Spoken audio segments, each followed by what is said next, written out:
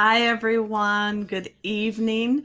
Welcome. I am Donna Lynn Hilton, producer for Goodspeed Musicals, and welcome to my home office here in Headline, Connecticut, where we need some rain. Before we get going tonight, let me remind you that if you have questions for me or our guest tonight, and many of you know him, so you may have questions, you can enter them in the Q&A section on the right side of your screen or text them to 860-638-7157. That number will go across our screen a few times, and we will try to get them answered. Thank you all for joining us. This is the one of our 2 weekly programs that focuses on new work. We get to chat with writers that we love and who have work in development that we are tracking, and catch up on what they're doing, how they're managing during this pandemic, and share some of their work with you. And so I am pleased to welcome a guest tonight. He is a song and script writer who has been nominated for Emmy, Drama Desk Outer Critic Circle, and Lucille Lortel Awards. He's won a Jonathan Larson Grant and ASCAP's Harold Adamson Award. Mark's musical Devotion was featured in Goodspeed's 14th Festival of New Musicals, and he has twice participated in our Johnny Mercer Colony. Please welcome Mark Sonnenblick. Hi, Mark. Hello. Hey, so happy to be here. Thanks for Happy to having me. have you. Thank you for joining us. Yeah. I remember so well all those colony nights when you shared your wonderful work, and so it's really great to see you. I wish we could be in the same place surrounded by other amazing writers and snow up to our necks. I know. Yeah. So, you doing okay? You've been well? Yeah. I've just been in Brooklyn. I actually going to try in 2 weeks to go and visit my family, who it was my mom's 60th birthday in March, and just a couple of kind of family moments that got missed. So I'm going to try and catch up. But they're on the West Coast, right? They are. We're actually going to try and gather in Denver, because that's where a lot of my mom's family lives. We're trying to figure out the logistics of how long do you isolate when we get there, and when we get tested, and it's complicated these days. For the antibodies, don't have the antibodies. I wish. How are you doing? I'm doing all right. You know, we've been out of the office since March 15th, I think it is. And, it's crazy. These people have heard me say before, you would never think that not producing shows was more complicated than producing shows, but it's true. It's trying to new territory, I feel. Just getting some stuff online so we can stay in touch with our audience. Trying to make sure our staff is as taken care of as we can in this complicated time. It's hard. It's really hard, but we have a great team here, so it's we're getting through it. Makes sense to me just because you get so good at producing music.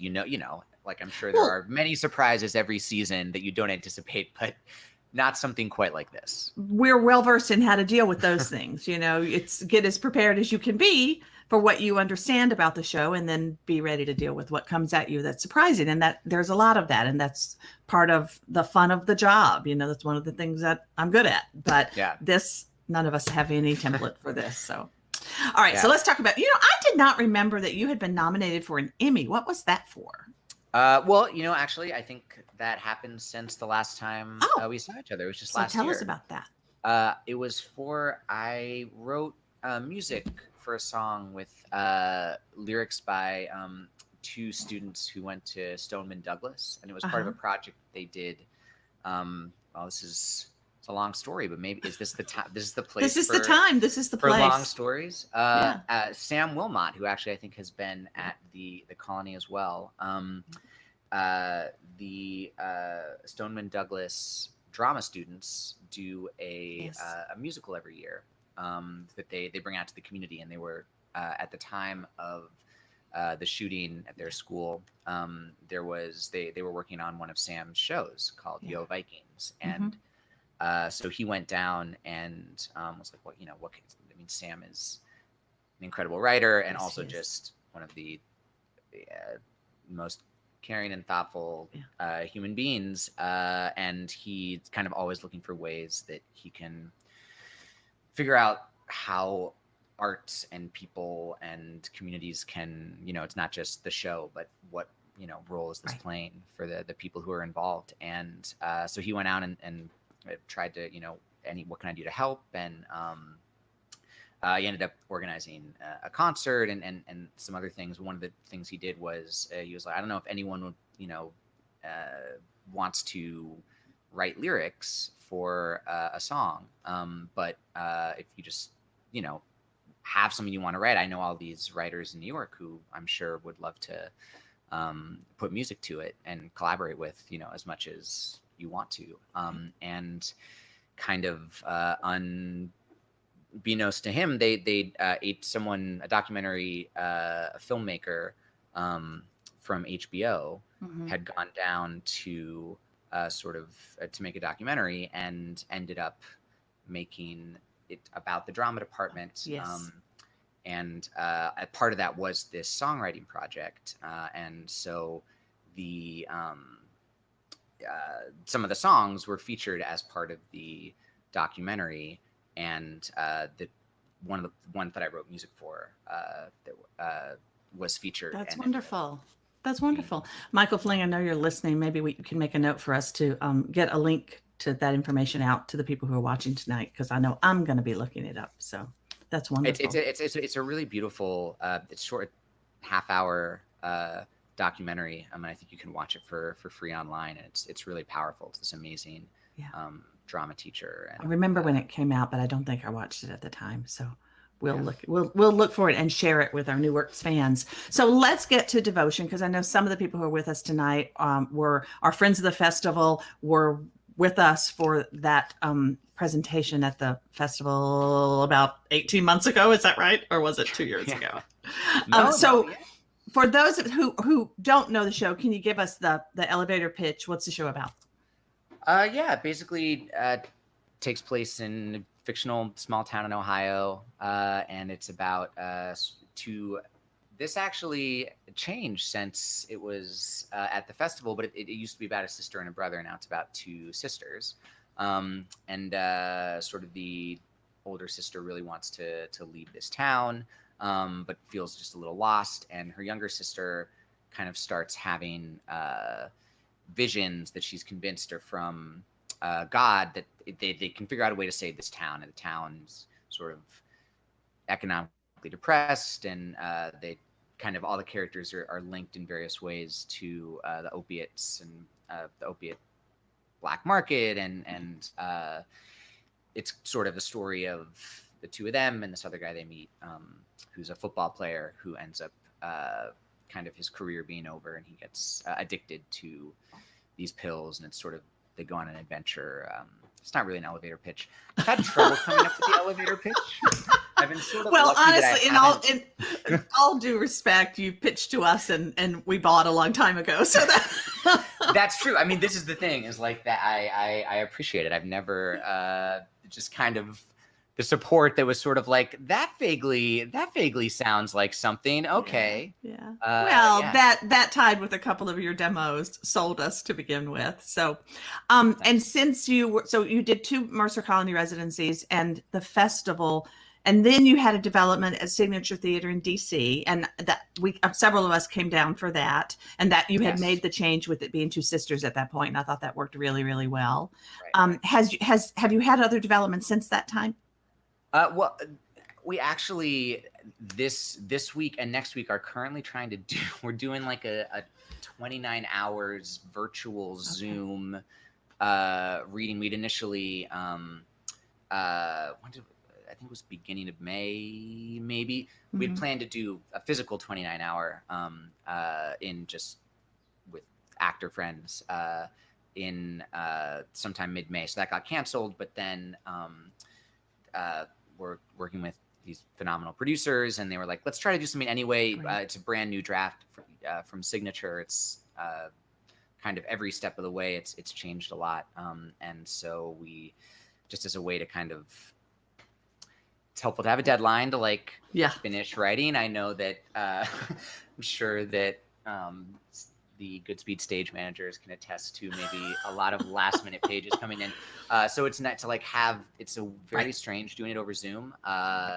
and we can't really teach the music because of the lag, but I'm making some demos and playing some of the songs myself. I just heard yesterday about a new piece of software. Jay's been doing a lot of online learning, and he just told me about a new piece of software. So I'll get that information from him and send it, because apparently when it's applied to whatever it is you're doing, it's a positive effect on the latency. So we'll get that to you. Oh, whoa. Yeah, I would love that. He was just doing a thing with Sennheiser today and learned about it. So. Oh, nice. All right. Yeah. So you brought along a song that's new to Devotion since the festival presentation. Can you set that up for us? And I know our people love to hear music, so we'll get to that. Yeah.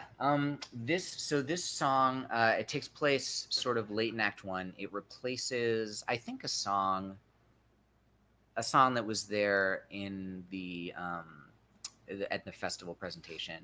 That was a love song kind of between the two, the football player and the lead character, Wanda Lee and Paul.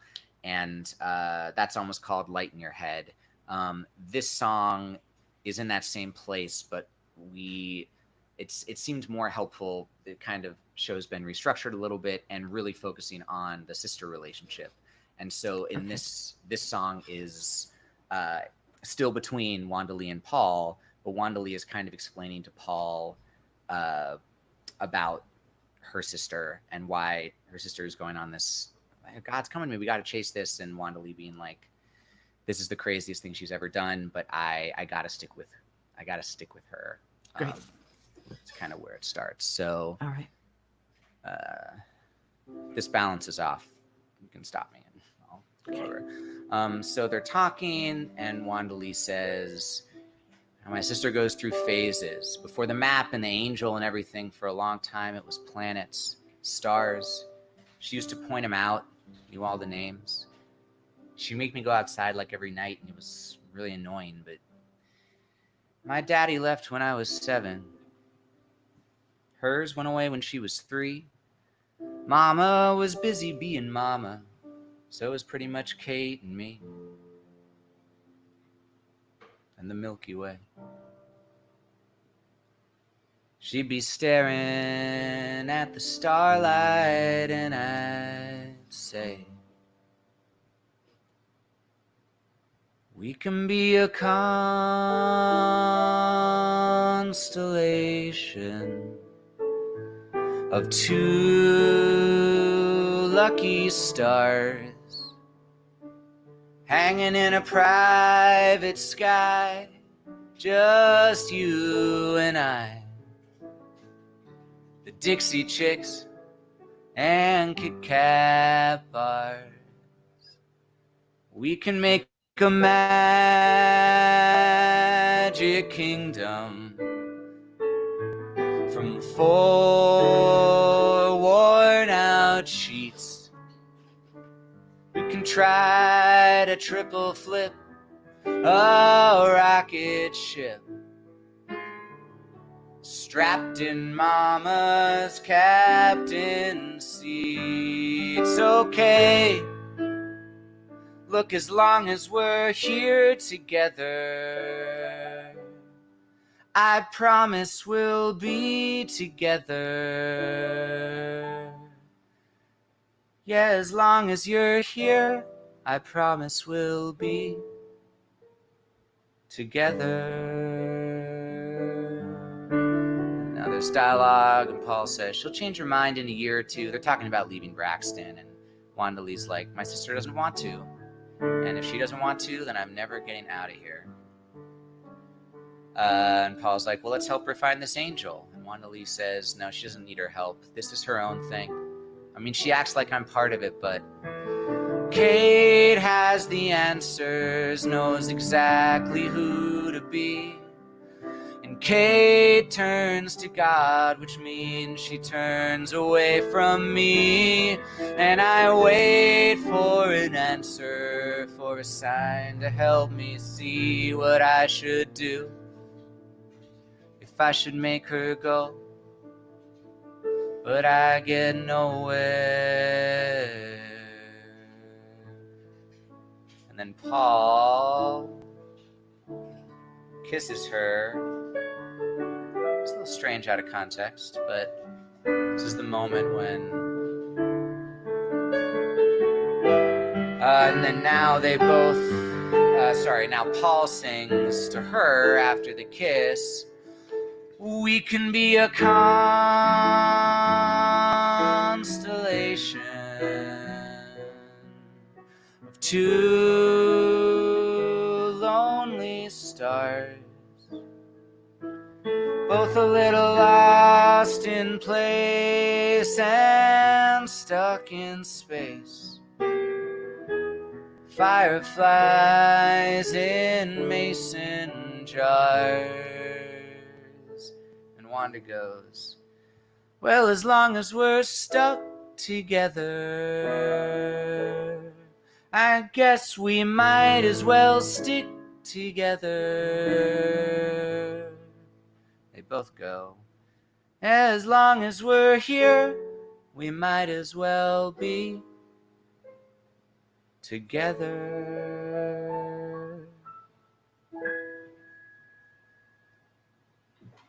Nice. And that's that song. That's beautiful. That's beautiful. Thank you. Is that late in the first act? Late in the first act, yeah. Okay.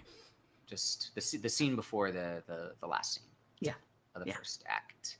Yeah. And I think already it's a substantial part of that has been cut today and it's going to be rewritten. So that might be the only time that ever gets played in that form, but it was the song I was like planning to play. And so even though the feedback was kind of like, it's a little creepy that she's singing about, sorry, noise here. Singing about her sister, and then he sings about her in the same way, and it's long and slow, and we want it.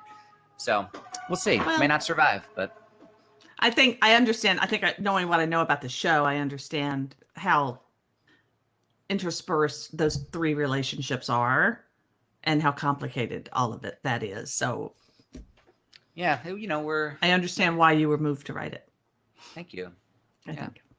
Yeah. Cool. All right. Well, thank you for sharing that. I'm interested to know if any of the people who remember the show from the festival have any comments about that. Feel free to drop them in.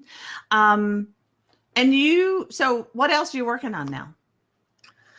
Well, Or is that sort of it? I mean, this is the time you're catching me in. Kind of the last month has really been prepping for that reading for this. Yeah. And again, it's like the reading is, we basically just tried to get a lot of, amazing people in the room with great performers, but also people who we like know well enough that they're going to have like smart thoughts about the show. And, so there's been putting the draft together, but also, kind of putting together the questions we have because we can't stage it. We don't even have music stands. Right. We're not teaching music. So trying to manage what we're able to get done. But yeah, I mean, this was what else have I been working on? There's been other things. I mean, this has been the main. You brought along another show that we wanted to share a little bit of, because this not new. It's one you've had out there for a while and that has been produced in several places. Michael Flaherty saw it out in P-Town a couple of summers ago and came back raving about it. Actually, that was something, I mean, was working on until abruptly nobody was working on anything, but it was supposed to be around. We had another production this summer for a bunch of months it was, and we're talking about Midnight at the Never Get. Midnight at the Never Get, yeah. So we were prepping for this other production, and it, went away. So like I'm everything about the quarantine has been totally fine. I'm very lucky to mostly work from home, and I've been healthy, and mostly everyone I know has been healthy. So things get put in perspective very quickly. They do. As I'm sure, the amazing summer season you had lined up. Yep. All gone. Bye-bye. But Midnight at the Never Get is completely different than Devotion, which is one of the great things about sharing writers' work. So set the show up a little bit, and then set the song up you're going to share, if you would, please. Yeah. So the show takes place in the 60s. sort of. And it's a kind of in the years leading up to the Stonewall riots in Greenwich Village. And we kind of made up this fictional illegal gay bar that had like a performance space in the back. And the show itself kind of takes the form of a cabaret.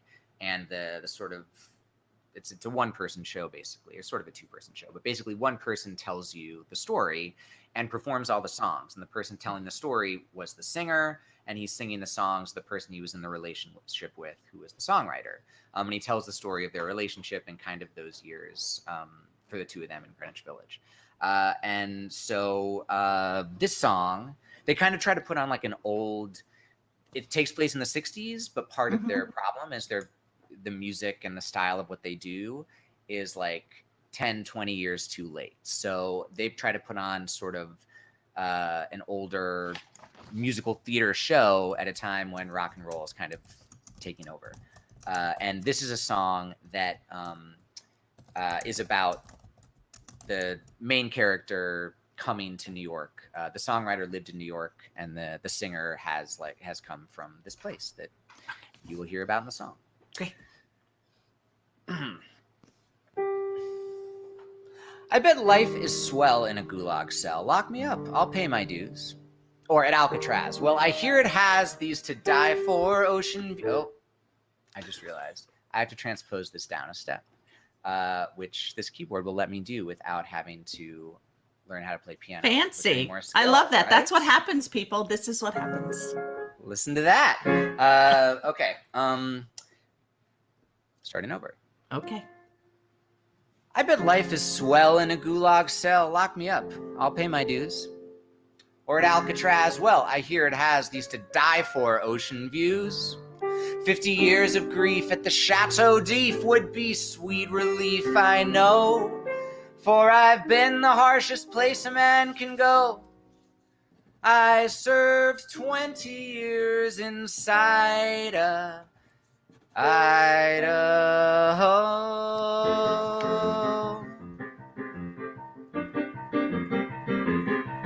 In Wallace Falls, you're born, you live, you die in Wallace Falls. My mom, my pa, and I in Wallace Falls. That town of mine that's miles from the city limits. Say a prayer and sing a hymn, it's Wallace Falls.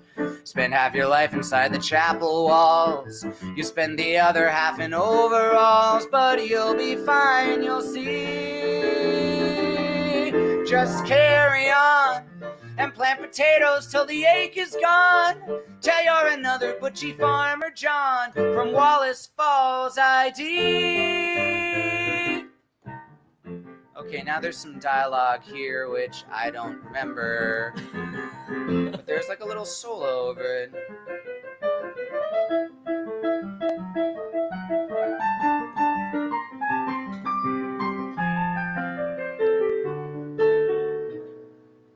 Well, where's the law? Says I gotta grieve. Life rubs me raw. Time to up and leave. I'll swap the straw for a little joie de vivre. I'm sorry, Mom. I'm off to see what Peggy Sawyer saw. I'm gonna hitch it east of Wichita to an island by the sea. Manhattan calls. I'm bound for city boys and satin dolls.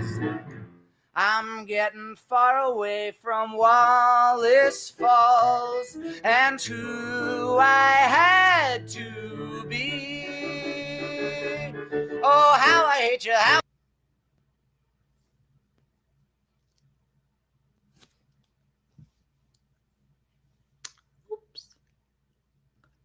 We lost your audio.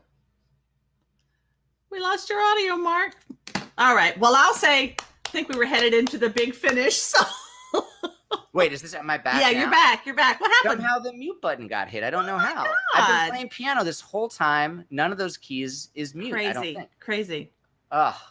That's should great, I do the end? Give us the ending. Give us the ending. Okay, I'll just go from Wallace Falls. Yeah, what? How I hate you, Wallace Falls, and who I used to be.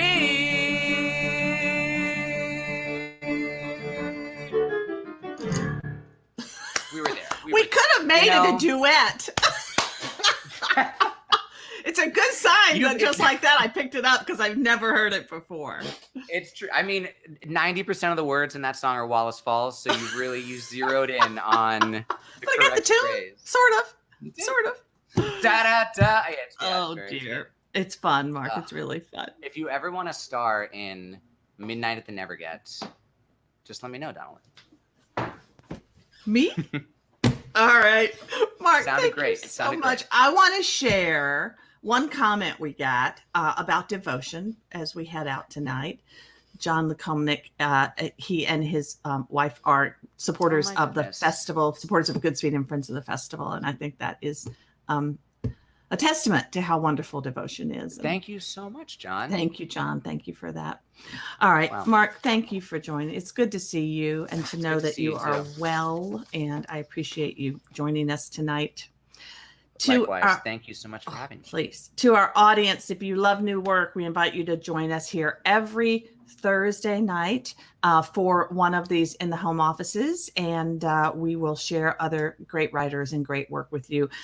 Here at Goodspeed, we have not given up on new work. While our theaters are dark, we feel it's really important to continue to connect with the exceptional new work and the exceptional people creating it. So thank you for joining us. To the many of you who have helped Goodspeed in this moment of crisis by contributing your ticket refunds or making other donations, thank you so much. And if you want to do more, goodspeed.org, and we appreciate your help.